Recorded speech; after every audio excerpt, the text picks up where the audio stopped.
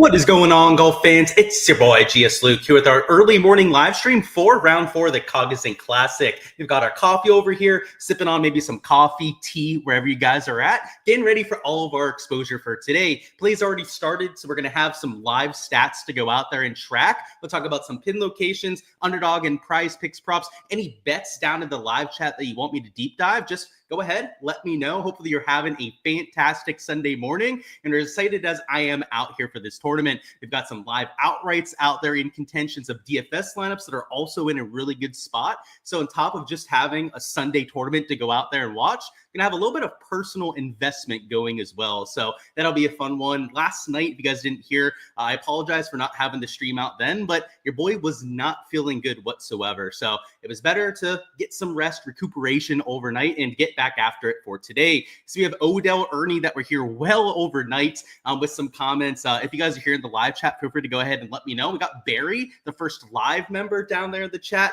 A little question about Spieth, which I'm sure we'll touch on here in a second, but hopefully you're having a fantastic day, and I'll get to your question here in just a minute. But before we do so, I do want to talk about some of the averages from yesterday. You can see on there a little bit better than a 2 under par scoring average. Birdie average about 4.3 per round, and the bogey average was about 2 per round. Now, these would be pretty helpful out there to Sunday, but the weather is going to be a big X factor for today. And last night, these forecasts looked a whole lot worse than what we're seeing right now. Last night, they were calling for 10 to 15 miles an hour of sustained wind, and wind gusts getting close to 20 miles an hour. Now, the PGA Tour did put out a weather report today that looked pretty similar to what they were calling for last night. So to show you guys that, this is the report that they posted a few hours ago. You can see upwards of like 10 to 15 miles an hour sustained. But when we go over here to this HRRR model, they're really only calling for that sort of wind between 9 to about noon. So for the entire PM wave, which is going to be a majority of your leaders, this HRRR model is not calling for nearly as much wind. So it's kind of a situation where you've got to pick which side that you want to believe more, right? These weather models over here on windy.com or what the PGA Tour is putting out. And personally, I don't know which one is going to be right. I usually side towards these weather models just because they can react live. They can adjust to some of the latest data coming in. And you can see over here that this was updated just a little bit over an hour ago, about the same time that the PGA Tour posted this update. So maybe when we get the next HRRR update over here, it'll give us a better idea of what's going to happen this afternoon.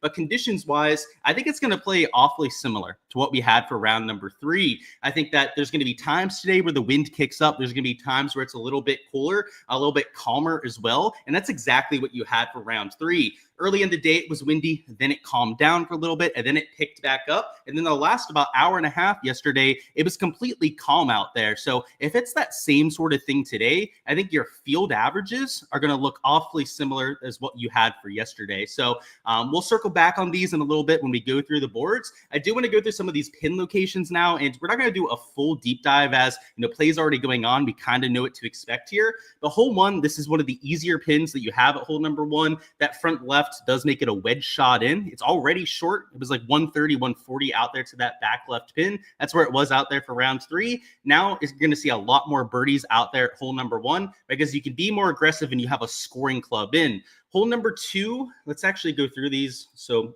I can remember all the exact hole lengths. So hole 2 is a longer hole. This is a really tough one. It's up on a little back shelf. But you saw guys earlier today, just to show you guys this, Davis Riley made a birdie out there at hole number 2. So it's not like it's completely impossible. Now he had a hell of an iron shot from 180 yards to go out there and hit it to 6 feet. But these pin locations are far from impossible. Hole 3 is that par 5. It's over there on that right lobe. I would say it's actually a little bit easier than the pin locations we've had so far, just because it is on that broader side of the green. Hole 4 is awfully similar to round 3. Hole 5, this is something I want to show you guys. They moved up the tee box here. So we don't have all the tee boxes quite yet as it's still early into the round. But rather than playing it back here where it'd be close to 200 yards, they moved it up the whole way up here where it's only playing 164. So, yesterday the tee box was in the very back. You also had a back pin location. This hole, you're going to see a higher birdie rate at too. So we've seen a few holes already, right, where things are going to get a little bit easier. But hole 6, where Davis is right now, right, this is a very difficult pin pin location. So just to show you guys this, it's up on a little ledge. You have a back right ledge over here on this portion of the green, and it's a longer shot than what you had for yesterday as well. So these pin locations, it looks like there's a good mix of easier holes and harder holes. Like 2 can be absolutely brutal when it's into the wind. If the wind kicks up at any point, that's going to be an issue. Hole 7 here is a back right pin location, and they didn't move back the tee box. So what you'll see here, so we look at the entire hole, they've got it on that very back plateau, just like they've had it for the first few days. So it's a much harder location because it plays closer to 230. In the front here, it only plays close to 185. So it's nearly a 50-yard difference from the front pin locations to the back, and they didn't cut the players any slack either. Hole number 8 is a middle left. Hole 9 is also kind of like a middle left pin location. So hole 8 is a scoreable layup par 4, but that pin location is tucked over there towards that left bunker. And then 9 over here, you can see the difficulty, right? You've got to carry all this rough, these bunkers to hit it close there. A short-sided miss to that left side, and you're going to have a hard time going out there and making par. So 5 is a good example, one where they're making it easier. Hole 1, the same kind of thing. It looks like a moving day setup where you've got some holes where they're giving you a bone, them moving up the tee box. Like that's a moving day move right there. We don't usually see that over there for Sundays. It looks like they want a little bit of leaderboard volatility because even though they did move up the tee box, over here at hole number 5, you do have that water in play. And in fact, look what happened to Toasty here. Toasty went after that pin location and he hit it in the water and then ended up making a double bogey. So because it is so bunched towards the top end of the board, it doesn't surprise me that they're going with these sort of pin locations to mix it up a little bit, right? Give guys a chance to move up and down that leaderboard. That's kind of what we want to see as golf fans out there anyways. Hole 10 is a par 5. It's in the back left corner. It's going to be a little bit harder than what you had for rounds 2 and 3. Rounds 2 and 3, it was towards the front side of that green. So a little bit of an easier up and down, but should still be very scoreable as it was a par 4 in the past. Hole 11 is a tough pin location. That one is closer to the water. So just to show you guys what we have here at hole number 11, you've got it just over the water right there. And there's some slope that takes you away from that hole location too. So hole 12, let's go to the next one. That's in the back right corner here. It's still a short par 4, but it's a little bit tougher than today or I should say yesterday, where it was down in a little bit of a low area. Hole 13 is in this middle back. So this is an easy hole. It's sub 400 yards. You're going to have like a 100-yard shot into this green, but it is a harder location because it's further back and you do have to land that wedge towards that back portion of the green if you're going to try and spin it close to that hole. Hole 14 is over here on the left side. This is an easier pin than what you had for round 3. So, that trend where it kind of looks like moving day pins has held up to this point, right? We have holes that look easier, a lot of holes that look harder as well. You go to hole 15, this is another harder pin location. And by the way, the bear trap is going to be brutal. These hole locations for the next 3, they're some of the hardest that you have on the golf course. This one's over here in the back right corner. So that one is going to be tucked near the water. Also brings in that long left miss, right? If you bail out, you're going to be at that bunker over there and it'll be almost an impossible up and down. 16's over here towards the bunker on the right. So kind of where my cursor is right there. That one's a very difficult angle into the green because, right, you're laying up off the tee, kind of where my cursor is right now. And you have to carry all of that bunker to try and get it close there. So you're not going to see that many birdies at 16. 17, let me double check on that one. And one's near this back left bunker, so kind of where my cursor is right now. That pin location brings in that left miss. You pull it, you're in that bunker or even over the bunker and in that rough. And if you happen to go out there and hit a weak one to the right, you're not likely to hit it in the water, but is still in play. And then finally, 18, this is also a harder pin location. It's over there in this right peninsula. So if we zoom in on the green, it's kind of where my cursor is right now. It makes it very difficult to go forward in 2. You did have Rory McIlroy pull it off back in the day. Same thing with Tiger Woods when they're going out there and trying to win this golf tournament. But it takes that sort of player to go after that back right pin location. So what we're getting here is a setup that should play pretty similar to round number 2. In fact, if we take a look at the current scoring averages, right, 3 is playing well into par as we'd expect. 1 also looks a little bit easier than what you had for yesterday. Yeah, yesterday was 0.13 under. Now it's tracking for 0.17.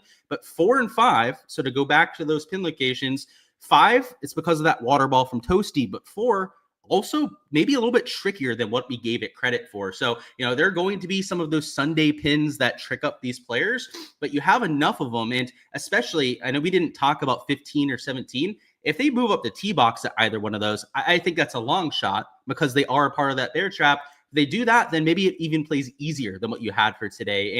And the weather is going to be the one thing that could kind of throw this off. So let's go ahead. Let's refresh this, see if we got, look at that. We did get an update about 15 minutes ago. Now they're only calling for a little bit of wind over the next like 2 hours. You can see that after right about 11 a.m. local time, so 2 hours from now, they have it dropping down to 8 and then 5 miles an hour by the time that we get to noon. So we were waiting for the update over here at the HRRR, and we got it as we were here on the live stream.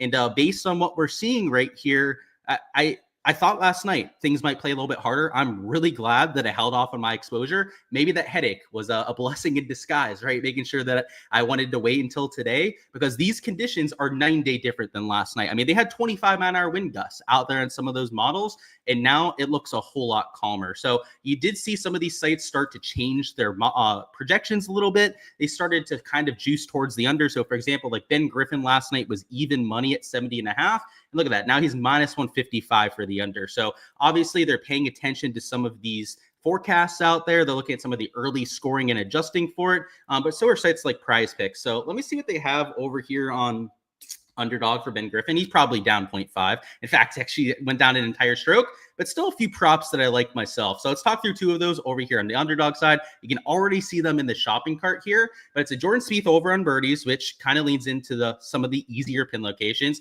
But Jordan Spieth, and we had the question from Barry before, so let's get back to that. What do I think the chances are that he top fives? I think better than not, because he has to finish top 5 to get into the API. If he has a T5 or better finish, he will make it into the signature event next week. And that'll be via the Aon Swing 5, I believe. Either that or the Aon Next 5, one of those two programs, or how he'd get into that sort of event.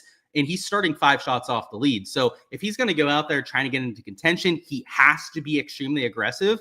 And whether he'll pull that off or not, who knows, right? None of us are Nostradamus, right? We're not going to know what's going to happen ahead of time. But what I do know is that he has all the incentive in the world to be extremely aggressive, because even to top 5 at this event, starting those 5 shots back, he's probably shooting -4, -5 to go out there and lock up that sort of score. And then over 4.5 birdie line, well, he's going to get to -4, -5. He's probably making at least 5-6 birdies, right, to go out there and do that sort of thing. So that's why I do like that over on Jordan. You guys know I'm a huge fan of his. I'll find any reason I possibly can to go out there and play him, especially when the stats look as solid as they do, right? Like, I wouldn't put him out here as a play for you guys to go out there and tail if there wasn't a good reason for it. But you can see over the first 3 rounds, he has been as solid as anyone in the field. Yesterday, gained across all 4 stat categories. Round 2 is where he had that one big water ball where he went out there and had the triple bogey over there on 17. That was the whole reason for him losing on approach, but still he had 6 birdies or better out there in round number 2. And then, of course, round 1, the beautiful start to this event. He gained in every category but around the green and had 7 birdies or better. So yesterday it was a clean scorecard. He had 4 birdies and 0 bogeys. I think with the aggressiveness, him having to get into that top 5 to make API is why a birdie or better line is better than going out there and taking bogeys or worse, because he's going to take on holes like hole number 5, right? Because he has to move up the board to really do anything. He could give a shit about finishing 15th. It makes no difference. He's 100 millionaire at this point, right? He doesn't care about a couple $100,000. And I know that's crazy to say, but it's true. He really couldn't give a shit about the kind of paycheck that he's making this week. It's about getting into the signature events. It's about improving, getting better for Augusta National over there in a few months. And I fully expect him to go out there and treat this very seriously. So holes like 5 here, he's not going to go and hit it 20 feet past the hole, or at least he's not going to try to, right? He may get a little bit of a juiced up hit. He may take some extra club on accident, something like that, and do so. But his intention is going to be to hit the ball to 2-3 feet over here to this front pin location. So I like that for a birdie or better line, but it also makes it a little bit risky when it comes to strokes. With that aggressiveness could come some mistakes. So that's why I took the birdie or better line to try and avoid some of that potential variance. So that's the idea out there with Spieth. And this Jake Knapp prop, by the way, is hugely plus EV value. If you go over here to Draftkings, he's -130 for the over, and that's at 70.5. So that's an entire stroke higher than where they have him over here. And he has the juice in the other direction. Now, guys like Ben Griffin, right, he was also down there at 69.5, but he was -150 155 for the under over there at 70.5. So, his likely projection should probably be at like 70, maybe 69.5, where they actually have him over here. Jake Knapp, on the other hand, you could argue that with the minus 130 juice for the over, that he should be at 71 strokes. Now, there's a reason why these guys have him lower. He's playing some really good golf. A lot of your casuals are probably going to be like, oh, Jake Knapp, how could he possibly play poorly after playing so well the first 3 days? Pressure's the reason, right? There's a reason why these books have them posted higher. To give you guys an idea, like even Fanduel, you can see he has a minus 140 for the over now. In fact, this was minus 125 just a few minutes ago, and now he's just even more over there in that direction. So that's why I'd be mixing those two in. Over here on the prize pick side, Jake Knapp is 0.5 higher already, so that's kind of why we took him over there on the underdog side. And they have the same projection for Spieth on both sites. So if you wanted to play him over here, I guess you could over here with this sort of combination. But if you do so on underdog, you get a 3.24x payout because of the anti-correlation rules that you have here. And you also get a better projection, right? Over there with Jake Knapp being 0.5 lower. So that was the idea over there with that slip. Over here in prize picks, we're going to try and find something to mix in as well. Now, I haven't found anything quite yet, so we're going to have to go through the board here together. But let me know if there's anything that you guys want to deep dive on too. I know we had a question about somebody looking for some chasers. If I was going to try and find somebody to move up this leaderboard, like starting at minus 11, minus 12, you'd want it to be like maybe a Spieth, Joel Damon, who's been really good with his iron play. Ryan Harmon, if he starts to make some putts, could get there. But it's really hard to just give you one player, right? Like there are so many quality guys here. They're at T14 or out there at T24 even, like the whole way down to these minus 10s that could conceivably go out there and have a nuke round. I think that at least one or two of these guys, though, is going to go out there and make a charge. But yeah, to pick one in particular is a little bit too difficult, I fear. Of course, Barry said you have an outright as well, but think that might be a stretch. Yeah, I think the outright is a stretch. I would agree with you on that, Barry. I had somebody ask last night if they thought the minus 11s could win, and I said no. So I would probably roll them out from winning this thing. And the reason I said that, by the way, is you have all these guys towards the top, and they're all decent players. Like, I hate to pick on Montgomery and Highsmith, but like they're the only two that, I wouldn't be surprised at all if they kind of suck today. Like the pressure gets to people, and especially when you're kind of a new face on tour. McGreevy as well. I hate to pick on those three, but it's true, right? Like they haven't been up here nearly as much as some of these other players. But guys like Gim, Griffin, Henley, Kim, even Knapp up there towards the top. You go down here to your Strakas, your Fowlers, Spawn, Bergers. Of those players, I think half of them are going to shoot decent scores, like some of like -3, -4 or better. Now, which ones those are going to be, that's always the big question when it comes to going out there and finding these bets. But if they go out there, let's say they shoot -3, -4. Let's say that it's a Henley or Griffin or even a Gim that goes out there and does so. That's -18 right there, right? For somebody like Jordan Spieth to win at -11, he's got to shoot -8, which is possible, right? I don't want to completely roll it out. We had a 59 at this golf course this week, but it would be highly unlikely, I'd say, to go out there and do that sort of thing. So yeah, good question as per usual, but probably just a little bit out of reach, I would say. In terms of the prize picks lines, I was looking at some of these fairway props that they had posted. They have these a little bit lower than where I think they should probably be. The average out here for round number 3 was 8.22 per round, which is why I'm surprised that they have so many guys here at 7.5. You would think that with the same sort of course, pretty much the average is not going to change all that much, at least per the kind of course read that I was seeing. If the wind kicks up, maybe it gets a little bit harder, but it's going to go from like maybe 8.2 to round to like 8 per round, maybe 7.9 at the very worst. And somebody like a Ben Griffin over here, he was the main one I was eyeing. Over here on Data Golf, they're the only site that I know that tracks the accuracy gained. That's what you have over here on this right side. Over his how many lost events? 1, 2, 3, 4, 5, 6, 7, 8, 9, 10, 11, 12. He's gained accuracy in 8 of those 12 events. So 67% of the time, he's going out there and averaging well above the field average. And if you aggregate all of these together, he's averaging about 6-7% over the average. So if the average is already going to be like 8.22, that's why I have it projected closer to 8.5 fairways, which is why I was potentially considering this for an over here. The only thing that was holding me back was the wind, which can sometimes be an issue. And I was also looking at Matthew Pavon. So let's bring Pavon's profile up over here. They also track the accuracy stuff. I mean, look at him. I mean, these last how many months? He's only lost how many times? 1, 2, 3 times. And how many times has he gained? 1, 2, 3, 4, 5, 6, 7, 8, 9, 10, 11, 12, 13, right? So he's a guy who's consistently gaining that accuracy to the field.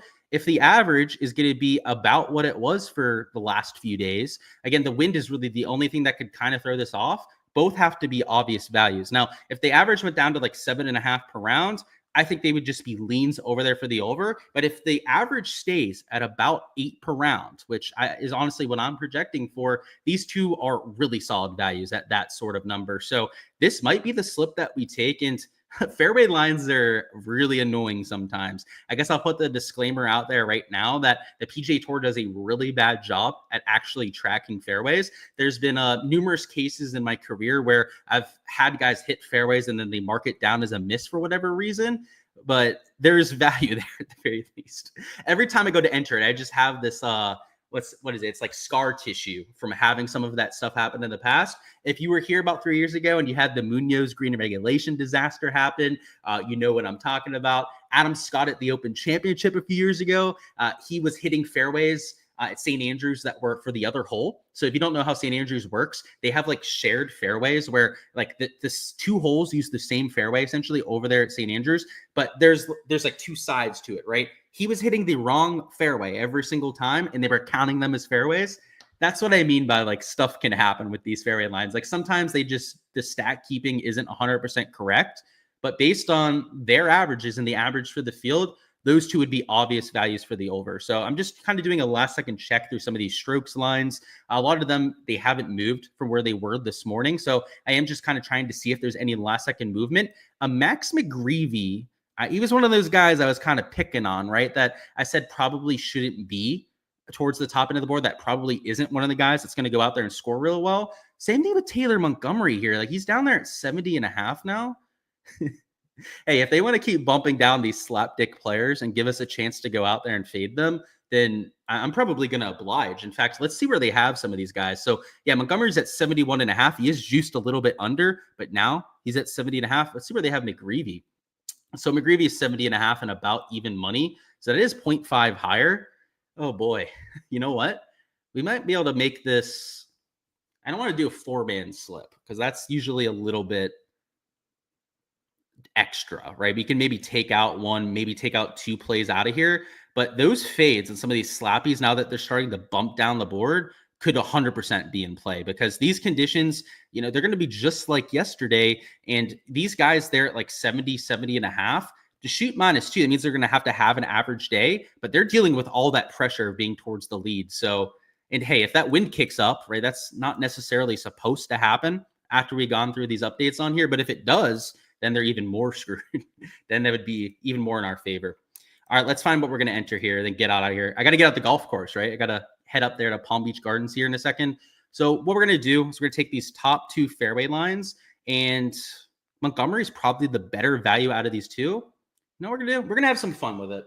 Hey, it's Sunday. My guy Nick, by the way, LSU Nick, he doesn't always get to enter props, but every time he happens to be able to play, which isn't always that often for us.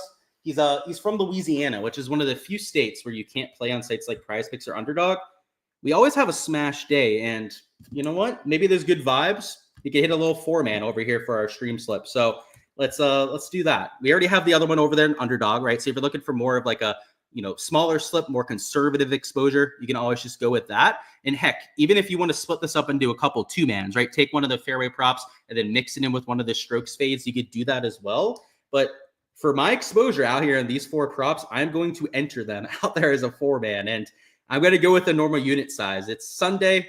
Let's have some fun with it. Why not? And if it ends up hitting, then it's going to be a hell of a Sunday just on this slip alone. So let's see. So Pavon over on strokes. And by the way, I do have my laptop here. I'm entering it over there on my actual accounts. And let's go with those strokes overs as well. So it's the Taylor Montgomery fade, and then also this Max McGreevy. So yeah, 10x payout. That's pretty sweet. And I will win. I guess I can't give the exact amount. If I do, the lines makers at Underdog Prize Picks will be all over me trying to find my accounts. But let's just say it'll be a pretty penny if it goes out there and hits for us. In fact, it's so much of a pretty penny that they won't even let me enter as much as I want to on it. They're limiting me out there in my exposure. So I'll max it out. I'll get as much action down on that as I possibly can. Might have to open up another one of my accounts to go out there and add even more. Yeah, those will be the 4 props that we go out there and take. That's all I've got, guys. I've got to go ahead and get on out of here. I've got to get up to the golf course and go through all of that. But I appreciate you guys stopping by as per usual. Only thing I ask is that you smash the like button if you guys haven't already. But best of luck with everything that you guys are doing today. I'll see you guys for all the content next week.